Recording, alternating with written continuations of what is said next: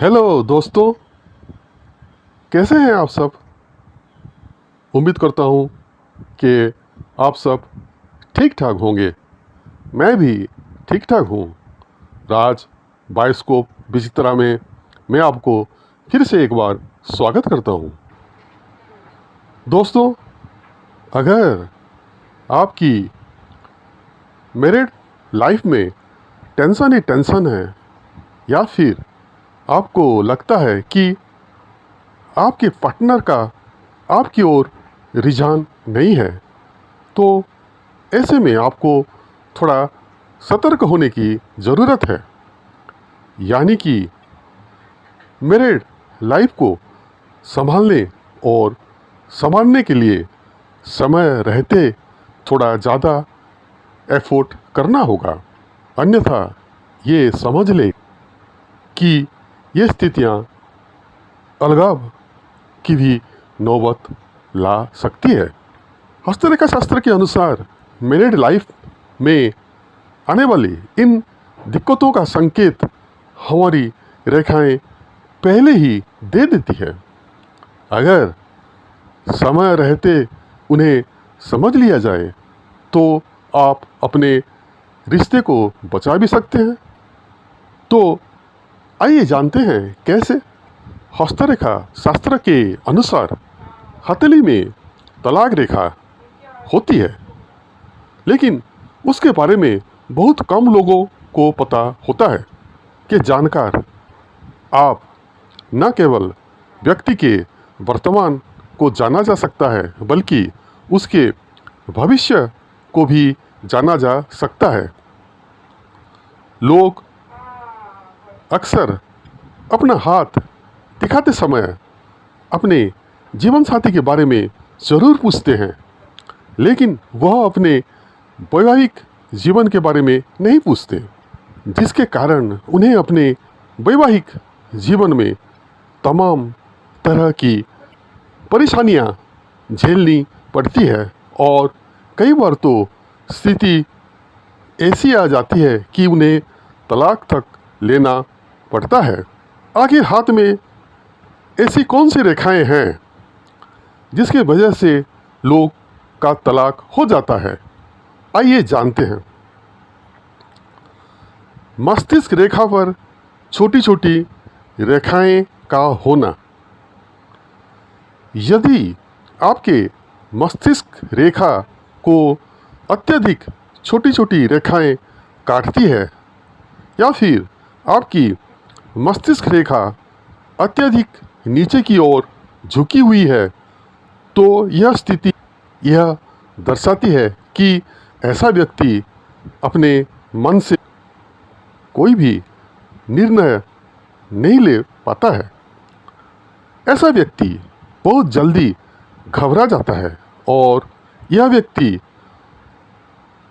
सोच समझ नहीं पाता है कि मेरे लिए क्या सही है और क्या गलत है, जिसकी वजह से ऐसा व्यक्ति गलत निर्णय लेता है और दूसरों की बातों में जल्दी आ जाता है। ऐसे व्यक्तियों का वैवाहिक जीवन स्वयं के गलत निर्णयों की वजह से खराब हो जाता है, जिसकी वजह से इन लोगों का तलाक भी हो जाता है। शुक्र पर्वत का अत्यधिक दबा होना। जिन लोगों का शुक्र पर्वत या तो अत्यधिक दबा हो या फिर अत्यधिक उठा हुआ हो, उसके अलावा शुक्र पर्वत पर यदि बहुत अधिक रेखाएं का जाल बना रहा हो या फिर उन पर त्रिभुज बना रहा हो, तो ऐसे व्यक्ति का अपने जीवन साथी के वैचारिक मतभेद रहता है। उनके अलावा ऐसे व्यक्ति का शादीशुदा होने के बाद भी अपने विपरीत लिंगी की ओर अत्यधिक झुकाव होता है। यह स्थिति कई बार इतना भयानक रूप ले लेती है कि पति और पत्नी एक दूसरे के साथ बिल्कुल भी नहीं रहना चाहते, जिसके कारण उनका जल्द ही तलाक हो जाता है। हृदय रेखा, मस्तिष्क रेखा और जीवन रेखा का मिलन। जिस व्यक्ति हृदय रेखा, मस्तिष्क रेखा और जीवन रेखा यदि ऊपर की ओर आपस में मिल जाए तो यह बहुत ही अशुभ संकेत माना जाता है। इस स्थिति में व्यक्ति बहुत ही ज़्यादा नेगेटिव हो जाता है। इतना ही नहीं, ऐसा व्यक्ति में आत्मग्लानि बहुत ही ज़्यादा रहता है। इसके अलावा यदि आपकी हृदय रेखा से कोई रेखा निकलकर आपकी मस्तिष्क रेखा और जीवन रेखा को काटती हुई मंगल के क्षेत्र पर आ जाए तो भी ऐसी स्थिति में उस व्यक्ति के वैवाहिक जीवन का दुखद अंत होता है। यानी इन दोनों स्थितियों में जीवन साथी के लिए सब कुछ करते हुए भी वह आपसे तलाक ले लेगा। विवाह रेखा का अत्यधिक लंबा हो वैवाहिक जीवन के शुभ या अशुभ स्थिति जानने के लिए विवाह रेखा को देखना अत्यंत ही आवश्यक है। जिन व्यक्तियों की विवाह रेखा अधिक लंबी होती है तो ऐसा व्यक्ति प्रेम विवाह के लिए जीवन में संघर्ष करता है, और यदि ऐसे लोगों का प्रेम विवाह यदि हो भी जाता है तो ऐसे व्यक्तियों का वैवाहिक सुचारू रूप से ठीक से नहीं चल पाता। इन लोगों का अपने जीवन साथी के साथ छोटी छोटी बातों को लेकर झगड़ा रहता है और यह किसी भी रूप से स्थिति को संभाल नहीं पाते, जिसके कारण उन्हें अपनी जीवन साथी से तलाक लेना ही पड़ता है। छोटा हाथ होना। हस्तरेखा शास्त्र के अनुसार जिन लोगों का हाथ छोटा होता है उसके नाखून छोटे और चौकोर होते हैं, तो ऐसा व्यक्ति अत्यधिक स्वार्थी, मतलबी और अत्यधिक जिद्दी होता है।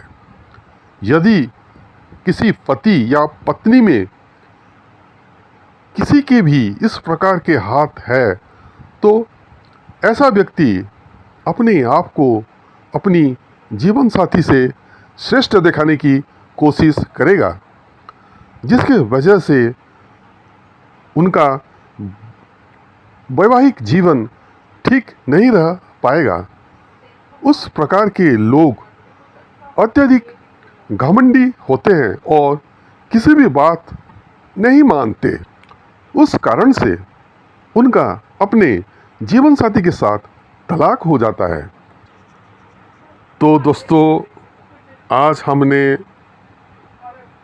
जाने कि विवाह विच्छेद का कौन कौन सा जोक हथेलियों में होता है। तो दोस्तों, मेरे कहने का मतलब यह है कि अगर आप लोगों के हाथों में ऐसे चिन्ह है तो पहले से ही थोड़ा सतर्क हो जाके फिर आपस में थोड़ा ज़्यादा अच्छा रिलेशन रखने की कोशिश करिएगा और एक दूसरे को थोड़ा अच्छा से समझने की कोशिश करिएगा। तो दोस्तों, मेरे ये एपिसोड आपको कैसा लगा ज़रूर कमेंट सेक्शन में कमेंट करके बताइएगा। और दोस्तों, अभी तक आपने अगर मेरे चैनल को सब्सक्राइब नहीं किए हैं तो ऐसे जानकारी पाने के लिए एक सब्सक्राइब ज़रूर कर दीजिएगा। तो आज के लिए बस इतना ही। मैं RK षडंगी को इजाज़त दीजिए। थैंक यू, अलविदा। फिर अगले एपिसोड में मिलते हैं। Take care.